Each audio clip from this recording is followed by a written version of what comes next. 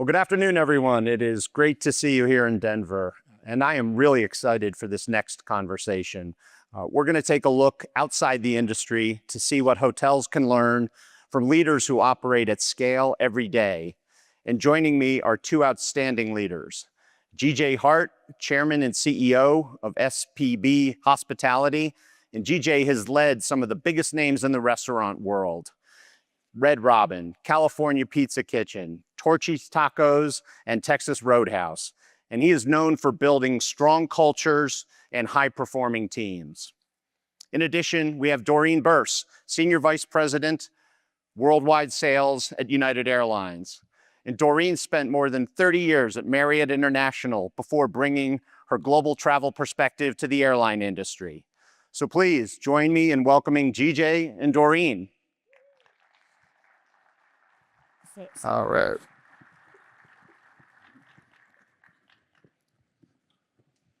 Welcome. Please grab us. Great to be here. Okay, thank you. Well, I'm looking forward to this conversation. Appreciate you joining us here. So let's start off right from the top. You both have led organizations where customer experience is deeply tied to culture and operations. And when you think about industries you come from, restaurant, airlines, what are some of the biggest innovation shifts that you've seen in the past few years and how they change the way you lead? So Doreen, we'll start with you. Well, thanks for the question, and it's great to be here. Thank you. So I'm going to say the same thing that most are probably saying. The innovation is really around technology, and technology from the perspective of making the work that we need to do to better take care of the customer easier. That's not always necessarily AI, but it's about investments in technology that allow us to do those things that used to take a lot longer. But the question is really around how does it change the way I lead?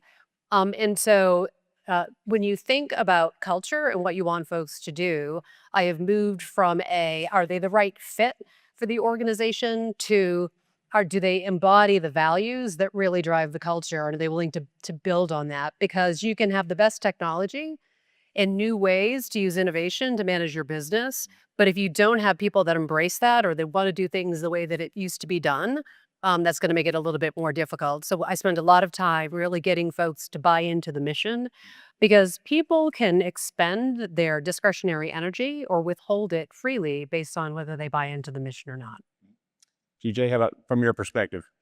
Well, the first part of your question relative to what has changed and how has that affected leadership, I would say that in the restaurant business, ultimately to win, and probably in the hotel business and the hospitality business in general, it's a relationship, a one-on-one relationship with that company or that product to that consumer and being able to personalize that. So I think the biggest change, besides all the things we know about with back office and all that, is really about data and being informed around the perceptions of your guest, what works, what doesn't work, and being responsive to that data.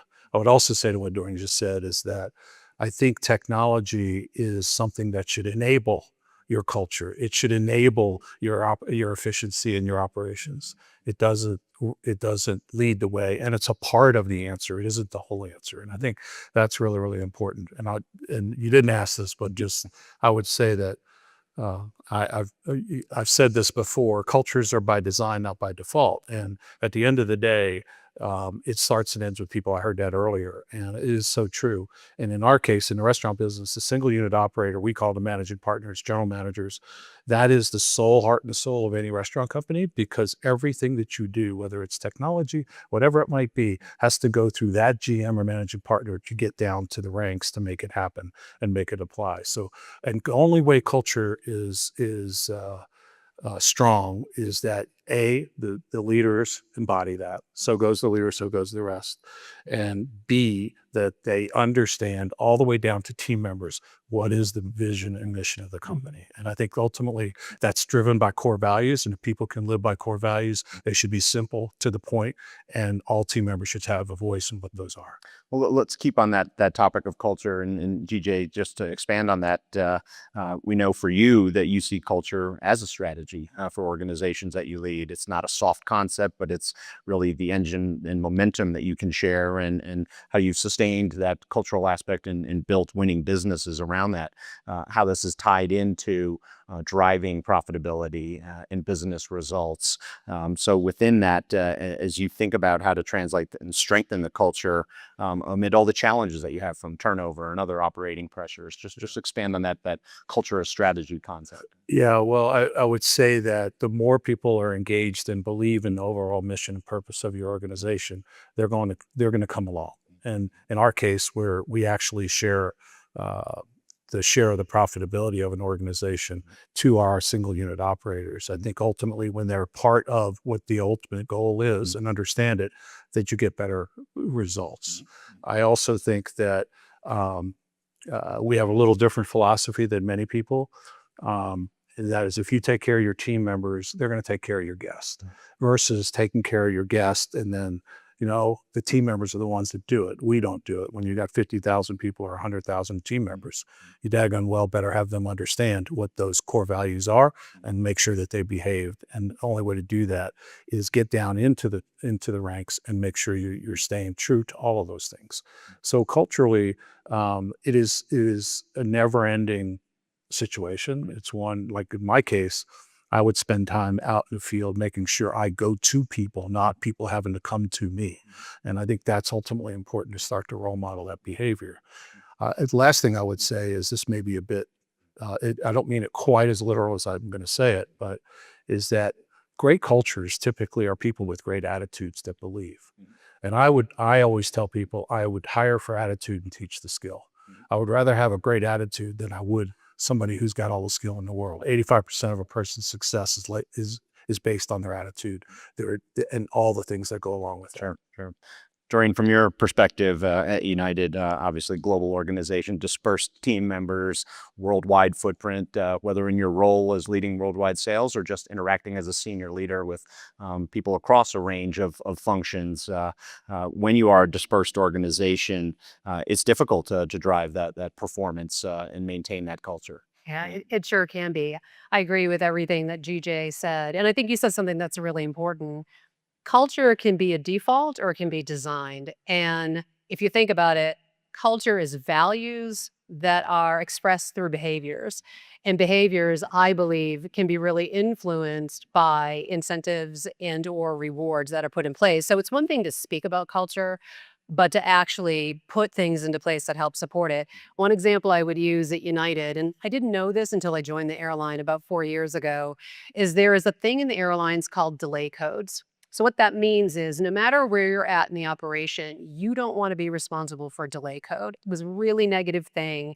It helped, it really drove how folks were evaluated. And so as senior leaders, we made the decision that we were going to get rid of delay codes and we were going to focus instead on why a flight went out late. So if you think about that, the hardest part at first was people believing that we actually meant what we said. So, I mean, we've all been there over the years. When you run to the gate, you can see the plane and the door's shut, right? And they won't let you in. That was delay codes in action. So instead, we said, we're going to empower you to take care of the customer. It's what they wanted to do anyway. And instead, it really promoted a solution-based operation that got underneath why there was a delay so we could fix it. Because now, instead of worrying about covering their tracks, they were focused on how can we implement things that actually help us take care of the customer. Please. No, I would just add on to that. I think that this recognition, reward, compensation being the last, recognition, reward sometimes is more important, less costly to a company, but more effective. I think I would agree with Doreen on all of those things, but I found that if you really mean what you say, and I would also agree takes time, and time, the only way trust is built over time, as the leadership believe in that are trusting in us. And at the end of the day, it's making sure you put your money where your mouth is. And so if you really mean something about, hey, this is a really important piece of our company, like at Texas Roadhouse, it's about meat cutters in the restaurants. And so the biggest award, dollar award given every year, and the biggest event at the annual conference is for that meat cutter who's won that award, and they get $15,000 net cash, which to them changes their life. And so I think it's really an ongoing thing to be really true to what you say when you talk about culture. And ultimately that drives profitability, productivity, everything else. Recognizing the frontline teams who are on the front end of the customer experience day in and day out. So let's pivot and talk a little bit about how innovation in times of disruption and change is a theme. So we all deal with that. Any aspect or component of the travel and tourism industry is constantly dealing with that. So Doreen, we have to go to you from the airline business on that. The travel sector broadly constantly is facing disruption, whether it's government shutdowns, weather events, shifting consumer expectations. How do you keep teams adaptable and innovative under those conditions? Yeah, it's so of course we're kind of traveling and living in the environment that we're in now today. And it starts with two things. The first is preparing relentlessly for disruptions. So there were 2 or 3 years ago in the summer of, I think it was 2023, where we had a lot of disruptions in Newark. They were weather related. Air traffic control was really tight. We actually internally, we have a term for it. We call it Hell Week, right? And it was really awful. But the reason I tell you that story is we have a mantra, and it's really one that's changed over the years, and it's called fail fast. Learn and put into place things that will help us to actually navigate a crisis in the future. And so when you think about the CrowdStrike situation that happened in the summer of 24, we were ready for it because of what happened in what we call Hell Week, right? And so we recovered very quickly. Within the first 24 to 36 hours, we were back up operationally because we had planned for it. And so when you empower people to make the right decision, you implement technology that allows them to do that. You learn from the past and you say, it's okay if we don't get it perfect, right?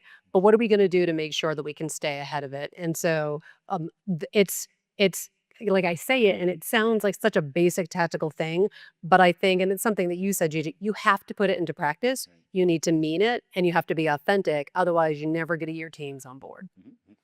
I would add to that I'll go back to these core values. Right. At the end of the day, if you create an environment where people have the freedom to speak their mind and they have a say in terms of what goes on, ultimately, then flexibility is inherent in the ability to move. In our business, you have to be flexible anyway, because every day is different.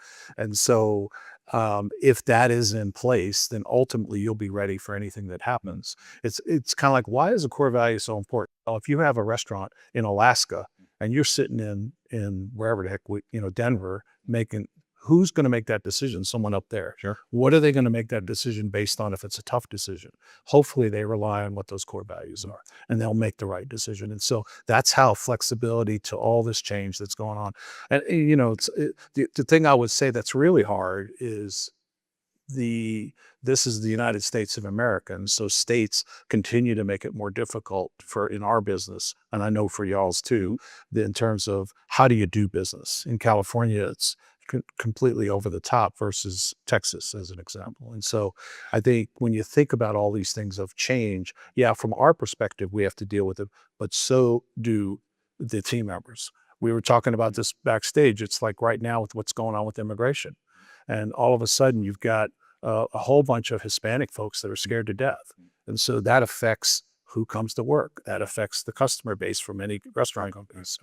So I think it's a multitude of things, but I go back to what's the belief system, what's your purpose, and do people buy into it, and do they understand?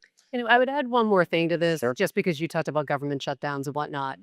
We have to work with external audiences, and we have to be neutral, and we have to position it in a way that acknowledges what they're trying to do, and saying maybe there's some unintended negative consequences, and having more productive conversations. And we're all part of different industry organizations that bring the voice of the overall industry, right, to the table. And I think, making sure that we're leveraging those and communicating is all part of how we prepare. It's essential. That's part and parcel for our mission at AHLA, working to advocate on behalf of the industry, bringing all segments together, having that voice, and ensuring whether you're a GM, a frontline worker, or an owner, that you have a voice in driving responsible public policies. And we work actively across lines with the airline industry and the restaurant association as well, because it's just fundamentally imperative in this A environment. lot of times we're serving the same customer. That's true. Right. That's true for sure. So let's talk about serving customers, and loyalty is such an important dimension to not only profitability, but to ensuring you've got the strength of that deep relationship with the customer. So, Doreen, you mentioned how loyalty programs in aviation have evolved far beyond rewards, and now they're not only a communication, but that engine for driving the personalization of that customer experience. So what lessons can hotels draw on from how the airlines are using loyalty and data? Yeah. Well, I can give you an airline perspective to ponder in that loyalty programs are no longer just for the most frequently traveled. When you pair that with credit card programs and the miles and the experiences that come with that, you actually open up travel to a whole other set of travelers, aspirational travel for those that don't travel very often. The other thing I would say is credit cards actually provide airlines with a steady revenue stream that allows us to reinvest in our business. So whether that's the Wi-Fi or onboard product or food and beverage, all of that creates not only an experience for travelers, whether they travel frequently or not, but allows us to actually reinvest in our business. And so we've had a lot of success with that. The other thing I would add is through our loyalty program, we actually launched what we call Connective Media. It is the first and largest, travel omni-channel media network in the world that exists today. And so using technology and innovations, the launch of Starlink, once that is loaded into all of our airplanes, it gives us information to personalize what somebody's seeing in their seat bag. So we've had a lot of luck working with destination management organizations, and as that continues to grow, it ties in that loyalty to other tangible, what I would call overall value that they are interested in, whether they're traveling or not. Just continue on that theme of how the airlines are looking at technology, or whether it's credit card link programs or otherwise, just to help enable faster purchasing and to drive ancillary revenue. The things you're doing from a pre-ordering standpoint, or online, or on plane payment is just making those transactions faster and allowing customers to order more. It really is. So at United, what we talk about when we make decisions, they're generational, meaning the decisions we're making today are about 4, 7, 10 years from now. Every decision we make is put through the lens of how does it impact the customer experience. I would say in addition to that, we put it through a lens, we call it good leads the way. That is United's version of do the right thing. It's not a statement of superiority, but it is the lens through which we determine, are we being a best-in-class employer that take care of the customer, right? That have them return? Are we good community stewards where we do business overall? And are we doing the right thing for the passengers and travelers? So all of those things engender loyalty, and it's about making the airline not only the best travel experience, but it serves the needs of a lot of very different clients that have different ideas of what compensation or value should look like. GJ, the restaurant industry is so diverse and varied, from individual proprietors to large national chains, but keeping on the focus around loyalty, a lot of that can come from the personal touch. Do you know the maitre d'? Do you know the owner? But as you think about guest recognition and being remembered or greeted by name, industry is looking at that as well. But how do you see technology as helping or potentially hindering in some cases how you deliver hospitality? Yeah, sure. I think that the way it helps is the more we find that guests want to be recognized. They want to feel special. They don't necessarily want points, or they don't necessarily want things for free, to the point Doreen made, that it's not just frequent travelers anymore. It's what can we do in a holistic approach? And in our case, it's really valuing that guest and personalizing that. So Mr. Smith was in last week, and you know exactly that server all the way down to the server, what they were in, when they were in, what they had to eat. Now, that's all the positive stuff. The negative to that is, you know, granted, you have to give yourself permission to have that data go through, but it could be used the wrong way, and especially if you don't have a trained staff that does that right. But to me, as I said earlier, I think personalization ultimately is what's going to drive winners, and I think the more we can do that, all the way down to a team member from a person walking in the door. Because if you think about it for a minute, just like a host stand, when you walk in a restaurant, it's the first people you see. Right. It's also the last people you see when you leave the restaurant. And yet, in our industry, typically it's the youngest people that are doing that. And yet that's the impression that the brand leaves. And so in our companies, it's really important to make sure we have a leader in the front, that we have someone at the front desk that's there during the busiest times to make sure that they can manage that. Because that personalization, that human element is never going to go away in our business. We might think it's going to change some, but that's never going to go away. Doreen, in the airline context, what's your view on personalization of service and customer acknowledgement or recognition? Oh, I would agree with what GJ said in that people give us a lot of information and they expect us to do something with it. And so we're leveraging technology to surface up different things, whether it's through the apps, through the in-flight entertainment, screenbacks and whatnot, that are more tailored. Nobody wants to see the same commercial multiple times. We've been there on those long hauls. So it's about how do you make it more relevant? It could also be about travel experiences in a different destination, or maybe we work with partners to surface up the kind of automobiles that they're interested in and those kinds of things. Those are kind of tactical features that you can drive, but people, if they feel recognized and appreciated, which is such a human experience, and that we're using information to make it a better experience for them overall, they're going to remember and return. And we have a lot of data that tells us what's working and what's not, and we continue to refine that and tweak our approach to our vast customer base from I there. can tell you a personal story, which I haven't shared with you in the past, just as a United customer. I was on a flight from Ottawa to Dulles outside Washington, and halfway through the flight, they came back and said, "Mr. Carey, we just want to acknowledge you've now exceeded the 1,000,000-mile threshold. Congratulations." Thank you. It was amazing, but it certainly left an impression that they're able to deliver that message in flight. Well, it kind of goes to what GJ is saying, that if you put so the flight attendants actually have an app that tells them, every person that's on the plane, what their status is. You can see the last 5 flight experiences. Were they positive or not? There are certain suggestions on things that we can say when the traveler is experienced. So you experience that in action. I would say it's fairly consistent. We actually think we can do a better job of that. And so we're finding ways to again, put incentives in place that are about the positive things that the flight attendant does, because they're the first person, or the gate agent and the flight attendant are the folks that you see when you get on, and they're thanking you as you leave, and that can make a very big impression on someone. That's just I have to say this though. So you're doing a pretty good job, because I had the same experience. So there you go. Push for United there. Thank you.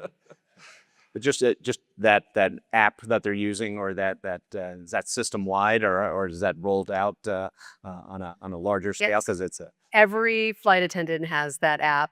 So I'm one of the folks in the company that actually have the same app on my phone. So when I travel, I can see who's around me. Now, I could reach out to folks and thank them, but I think I'd find it a little bit creepy. So I don't do that very often, unless I'm pretty sure of the profile. But it's just good to know. Yeah. And myself and others can actually share that experience. I take pictures of the food for the person in commercial that's responsible for the food offerings.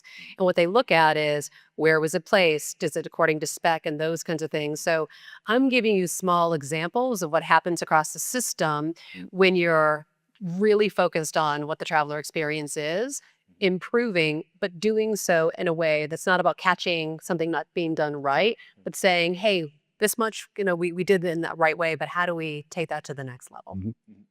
Great. Doreen, you mentioned earlier in a conversation, you talked about the importance of cross-industry partnerships, how aligning with like-minded sectors and companies can really be important, whether you're trying to drive share of wallet or just advance industry issues on a broader scale. But just in your role and with the airline, just how do you feel about the importance of those partnerships and this cross-industry collaboration? Yeah, it's been really great to see at United. If you think about it, companies or people do business with companies and people that share similar values. So when we look at partnerships, we think about that, right? So whether it's Wrexham, and for those of you that are soccer fans, I know people have very strong opinions on that.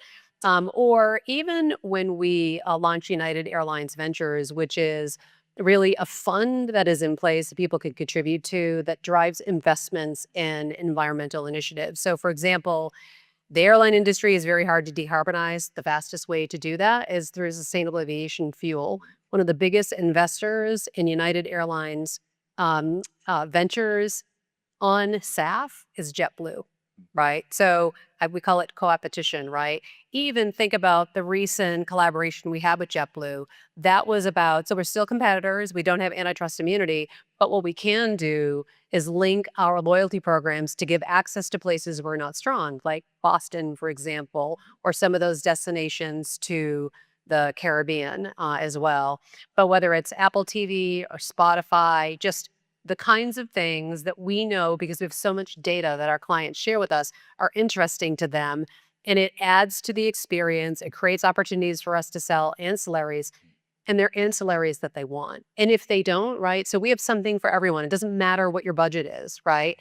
Whether it's basic economy and or setting up front in Polaris, we think the experience should be good. And then the last thing I would say on that is when we partnered with the folks that are doing our kind of our elevated seating on the aircraft, one of the things we looked at is making sure that from the front of the cabin to the back of the cabin, everybody has an elevated experience. And when we launched it in New York in May, we had a lot of our frontline with us. The first thing they did is they went to see what the back of the plane was because they knew that it mattered, right? And so I think if you have the right partnerships, and again, if you have a team that is empowered to think about what are the latest trends, how do we get out ahead of that? And again, how do we communicate it in a way that is proud and humble at the same time, right? We want everyone to have a premium experience no matter where they're sitting because we think it's the kind of thing that drives overall yields while still being affordable based on what your personal needs are.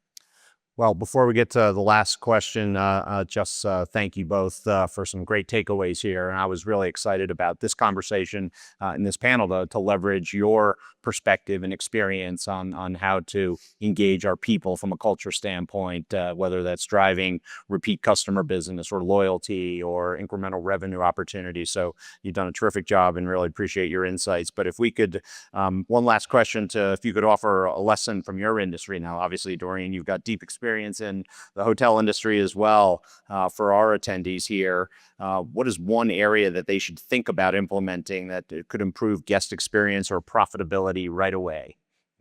Do you want me to go first? Doesn't matter. Go for it. So it's interesting. I was told I was going to be asked this question, and having spent so many years in the lodging industry, and then of course the last 4 years in the aviation industry, I have to admit I struggled with the question a little bit. But I'm going to offer you a point of view. I am 200,000 miles a year. I'm already at 125 room nights. I stay in a lot of hotels, and I used to run worldwide sales in North America at Marriott. And so my observation is this. You're all savvy operators, right? Like I'm not going to pretend I'm going to tell you something about running your business that you would know better than you know yourself. But I see inconsistency and I also see commoditization. So when I met with Scott Kirby, what I said to him is, I don't want to be in a position where I have to sell on price. You're competing against airlines that do not offer the same experience. Now you have hotels that are in your consideration set, right? And so what I like to focus on is how do I deliver a value for price paid so that I don't have to be the least expensive, but I'm going to be competitive, right? And so, yes, right? So that's what I see. I see the same kind of hotels that sit in the same category competing on price, and I think it's below what what people should be paying. I don't know that there's an easy fix for that, but I also saw it when I was in global sales, right? Where you had hotels competing against other hotels on price to get into programs. And I think ultimately, if you're long term with whatever that brand is, not letting that dilute your value overall. And so I think many of you do a great job, but when I see the same brands and they are not up to the brand standard, it make me question, right, if I want to ever stay at that brand again. And so again, I think it's things and it's not really about the airline, but the airlines are so commoditized. Don't let yourself be the airlines. Strong value-based pricing. GJ, how about from your? So I won't take it that high level. I'll bring it back down a little bit. I look at, we're all in the hospitality business. We get to do this. We get to change people's lives every single day. We don't have to do it. If you have to do it, you shouldn't be in the business. And so what I would say is that in this day and age of things like value, and God knows we in our industry are fighting value every day when it's not the experience at all. And so the one thing I would say, and it's a little thing, is allow your team members, figure out a way that the surprise and delight aspect that they can make a decision to take care of a guest. Whatever that is, I think it'll make a big difference in your business. Well, Doreen and GJ, thank you so much for sharing your experience, your expertise, and giving us some real take-home value around how innovation can lead to better outcomes from a business standpoint. So thank you. And now we're excited to move on to our next speaker, Chris Barton.